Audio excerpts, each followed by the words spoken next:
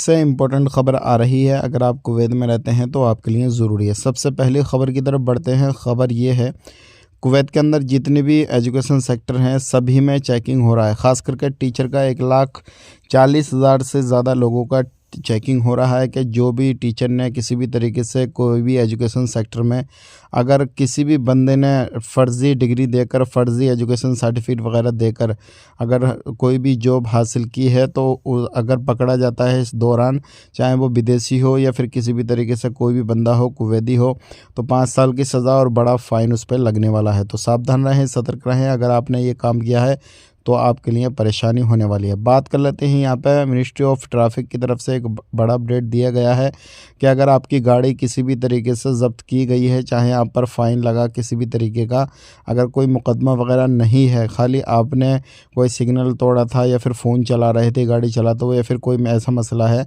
मुकदमा दर्ज नहीं किया गया है, तो आपकी गाड़ी जो गैरेज में वो पड़ी होगी, आप अपनी गाड़ी को छुटा सकते हैं फ़ाइन वगैरह अदा करके। तो आप ज़रूर अपनी गाड़ी छुटा लीजिएगा। अगर आपकी गाड़ी पे किसी भी तरीके का कोई मुकदमा नहीं है, खाली नॉर्मली फ़ाइन वगैरह लगाए गए हैं, तो वो आप दे दीजिए, जमा कर दीजिए और आपकी गाड़ी छूट जाएगी। लेकिन ध्यान रखें, कोई मुकदमा, कोई केस वगैरह है आपकी गाड़ी पे तो नहीं छूट पाएगी। बात कर लेते हैं यहाँ पे अगली खबर की तरफ। जो अगली खबर आ रही है निकल के, ये भी काफ़ी ज़्यादा इम्पोर्टेंट है। है चेकिंग के हवाले से कुवैत के अंदर इस टाइम पे काफ़ी ज़्यादा चेकिंग चल रहा है, तो आपने सावधान रहना, सतर्क रहना, जो भी काम है आपका वही करते रहना। अदरवाइज़ काम चेंज करेंगे तो सिविल आईडी कार्ड आपका चेंज हो जाना चाहिए, अदरवाइज़ वही काम रहेगा तो कोई मसला नहीं है।